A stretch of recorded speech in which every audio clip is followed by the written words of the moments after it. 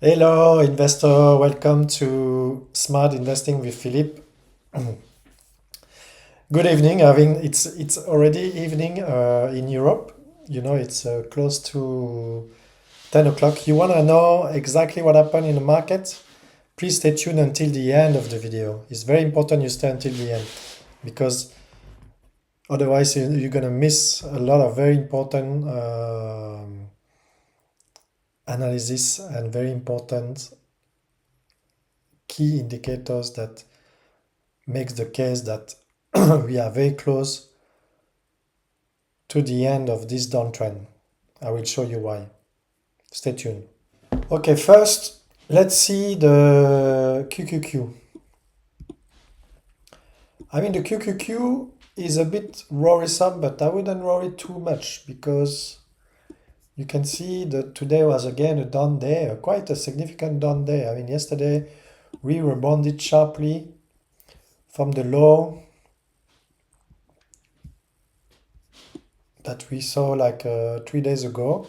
You can see this red doji candle. This is the uncertainty candle. So after that uncertainty candle, we just move up quite significantly and definitely. But then from today, we seems like to have retraced back to that level of that lowest level of the doji candle. We actually went even slightly lower, and the volume is quite high today. You can see the volume is increasing in the market. So it seems like the selling pressure is still on the market, but it's not enough to bring it to much lower than it was 2 days ago, which is a very good sign because probably is a retest. You can see also the RSI is not going much lower than it was also 2 days ago.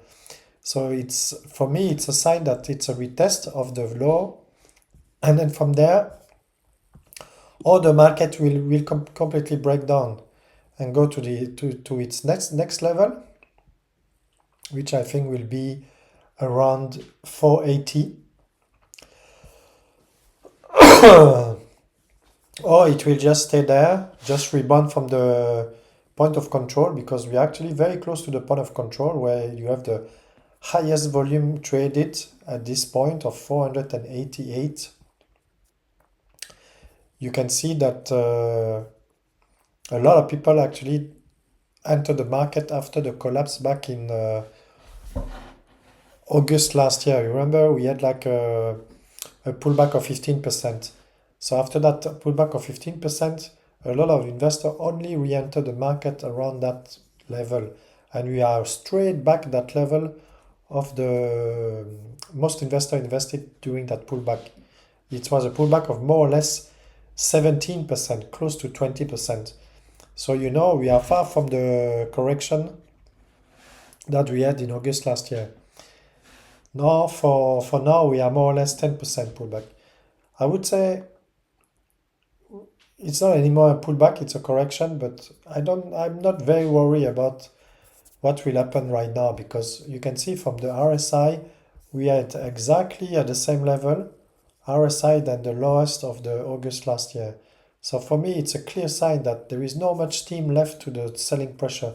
The same, we had the selling pressure back in April, if you remember, 2024, and that pullback was more or less equal to the 10% that we are seeing today.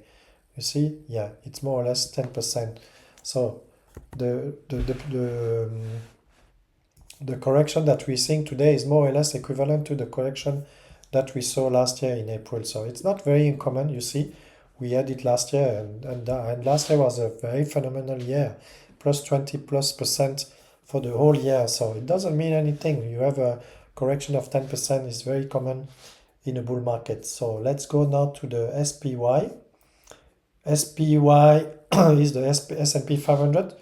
You can see that it does exactly the same as the Nasdaq retest again, the 200 moving average, but not enough to really make it much lower than the 200 moving average. So although that it seems like there is a lot of selling pressure in the market, but it's not enough to make it like it's collapsing well below the 200 moving average. So let's see tomorrow when you have the BLS number for the employment, what will be the reaction of the markets.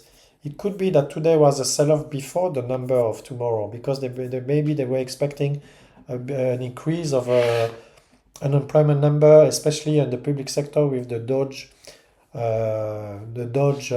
policy of maybe restructuring the government and maybe laying off a lot of public sector people. So that's probably the case. And again, TLT is down for three consecutive days. So although that the equity market is going down, you can see the bond market on the 20 years is also going down. So that means the rate on the 20 years is going up, which is a sign that they don't expect, maybe they expect the Fed to decrease the rate probably in the coming months, but over the long term, they don't expect the rate to go down, or at least they don't expect inflation to go much lower than it is today. So let's see. IWM again is quite doing the same thing as the SPY and the QQQ. You see, we had a doji 3 days ago. It's uncertainty doji, then it tried to come back, and then after that it just retest the level of 3 days ago. So basically we didn't move back, we didn't move much lower than 3 days ago. So it seems like for me it's a retest of the level that we saw the last few days. Nothing much, and it's also is not a coincidence. It's also testing the point of control of 2024. You can see it. Point of control here is 2024 before it break the channel that it was trading in between for quite a while. It was trading sideways. You can see it was trading sideways for a while, almost for a full year. Then it broke that channel to go higher, but then that channel has been broken last week, and it seems like we are probably reaching a lowest point in the IWM. Let's see how IWM is evolving in the coming days, but again, this is not good. IWM, this is the one I'm more worried about. This index and the small cap on the US is not doing anything for the last 5 years, which is very insane. I mean, just think about it. For the last 5 years, you invested your money in small cap, you make no money. You probably lose money if you factor in inflation, which is quite scary. You see, from the high, we're already into a bear market. We are about 17% down from the highest point. This is the one that worries me the most. Small cap is a dead money for quite huge numbers of years, and you just wonder when this thing is going to take off, or it will never take off, because when the market is bullish, all the money goes into large cap and tech, and when the market is bearish, then all the money get out of everything, including the small cap. So it never managed to get up. So let's look at the Max 7. Max 7, you see the same story as S&P 500 and the QQQ. It tried to retest the low of 3 days ago, but it doesn't really manage to go much lower than the 200 moving average after a correction of almost 20%. If you take the high of the Max 7, you go to the lowest level, you are at the minus 18%. So will we go to a bear market in a Max 7? Maybe. I don't think so.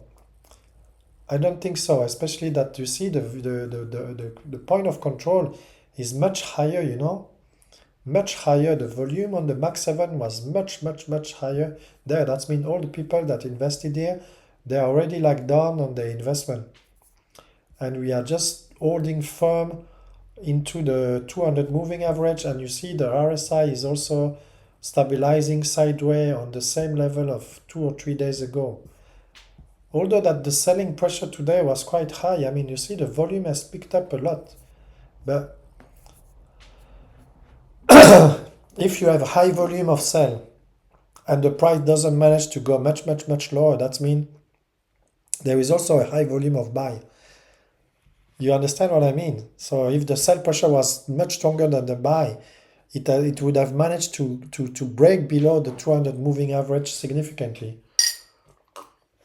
But it doesn't seem like it managed to do so. I mean, Max 7 is Amazon testing the 200 moving average again. I told you it's very difficult to break the 200 for Amazon because it's a very key level for Amazon. You see, the RSI is also at the lowest point. NVDA, you have, I think, a lot more downside to go. That's my interpretation of the NVDA. Although that we are at the lowest point of the Bollinger Bands, which shows that statistically you get a lot of probability it will bounce back from this level. It broke already the 200 moving average, but I think it wants to retest the 100th level, you know? The $100 level. Watch out the $100 level. And if it touches the $100 level, I think I will enter the trade again. Because it's a very good price for NVIDIA. Now if we look at AMD is holding very strongly at the Fibonacci retracement of 0.78. I told you it would be very, very difficult for the market to push the price of AMD lower than that blue bar here on the retracement of 0.78. You can see the RSI was already staying on the oversold level. The volume is decreasing. That means there are less and less people left to sell AMD. So AMD again is seeing that now it's touching more or less the bottom of the price, you know. I don't think it will go much lower. You see Palantir, I told you I wouldn't touch the Palantir, you know, because even at 80, 88, even at 80 is still overpriced. Massively overpriced. It needs to at least go down to its 200 moving average to let off a lot of steam from the stock, you know. So that means it's way from over on the Palantir. The correction is way from over on Palantir. But so far, investors that invested in a pump and dump, especially at the highest, they're already 40% down. That's why I told you, never chase the hype, you know. You see, if you chase the hype here, oh, you know, to the moon, bang, you're already 40% down on your investment. That's silly, right? SMCI, want to hold firm also, it's 38, 37 level. I think the point of control is 43, is 40, and it wants to hold a 55 moving average, and it wants to hold this level. Again, this level is quite good because now the bullish team of the SMCI, after that they released the report, before they released the report, then you had like a huge rally, you know, and after that the steam went off and put back to the 55 moving average, which is good news for SMCI, because from here they can build up the bullish trend over the medium term on a better footing. Bitcoin, slightly down, not so much. Also tested the 200 moving average, rebounded quite nicely from the 200 moving average, because 200 moving average is about 82,000. Now we are at 89. It's holding the 200 moving average. And because it's a risk-on asset, you can see that the equity market also rebounded from the 200 moving average and want to test it again and again and again. So you see, that market is quite strong, despite all the uncertainty in the market with the tariffs, with the inflation. Tomorrow we get the employment report from the BLS. I think tomorrow we will see the market moving, or quite sharply on the upside if the BLS report is good. And it could be that on the downside if it's bad, you know. Then if it's really bad, that means you see a huge increase of unemployment, then you can expect a lower, the market move significantly lower again tomorrow. So then be ready for tomorrow, you know.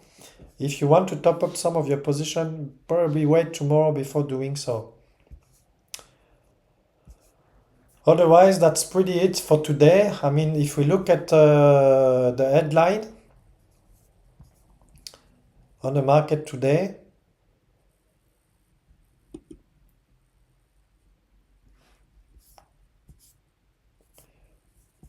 you see stocks seeing a tariff back and forth roll trading. Yes, of course, one day they trade, another day they put a tariff, another day they just put it on pause.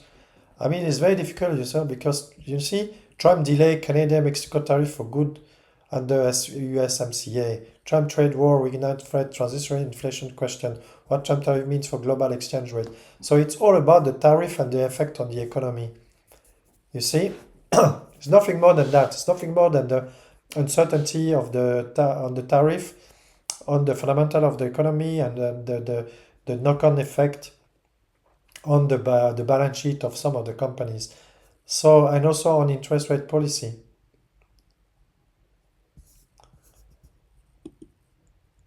Otherwise, if we look at the economic calendar, Friday tomorrow, sorry, today we had Challenger job cut 172,000, which shows that again we are losing a lot of jobs in the markets, you see. Continued jobless claim 1,897, slightly higher than their forecast. Exports, imports, such jobless claim 221. You see, in the jobless claim 221 instead of forecast 235, which is better than expected. Continuous jobless claim in line or slightly higher. Initial jobless claim lower than expected.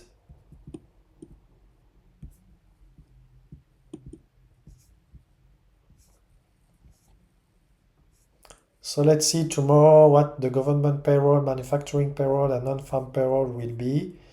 And from this, we will know the unemployment rate, if it's edging higher or it's just staying stable at 4% like it's forecasted. The government payroll, they didn't put the forecast, which is quite funny, you know. They should put a forecast, but they didn't dare to put a forecast. Non-farm payroll is they're expecting 160,000 jobs created. Non-farm payroll 142. And manufacturing payroll 5,000. So let's see tomorrow. And at the meantime, don't stress over this market correction. Correction, as you see, even in 2024, even in 2023, these two years were extremely bullish, but you had correction of 10% or 15%. So don't draw very hard conclusion about this correction. This correction so far is normal business in the market. I know it's very painful, and I know that some of your stocks is going down much lower than what the market is doing. But if you were chasing all the momentum stock, you are the one who is suffering the most. Of course, these one have been knocked from 30, 40, 50, sometimes even more than 50%. If you were chasing all of these stocks, definitely you are the one suffering the most. Although that the market didn't pull back or didn't correct as much as a lot of people feel. You know, this is the lesson. Don't chase the hype. Don't chase the pump and dump. Especially if you are the bag holder. Okay, having said that, thank you so much for watching the video. Press the like button. Subscribe to the video. Subscribe to the channel, and please leave a comment. Help me to get that new channel take off so I can help more and more and more people, and also reassure a lot of people of what is the market doing. I have a lot of experience, 25 years plus experience in the market. I do this for a living since I finished university. You know, I do this for institutional investor, and I do it for myself also. And I've been very successful doing so. So please, don't panic. Follow me every single day. Every single day we're going through this together. Just keep calm. Don't panic. Don't sell in a rush. If you sell, you are losing. If you have invested in strong companies, you have just to hold it through. Hold it through the hard time. That's all you have to do. Hold it. If you have cash on the side, if you see that the bottom is there, is confirming, then you DCA in the best conviction you have in your portfolio. If you don't have cash on the side, just hold on. Wait it out. Have a good evening. Bye.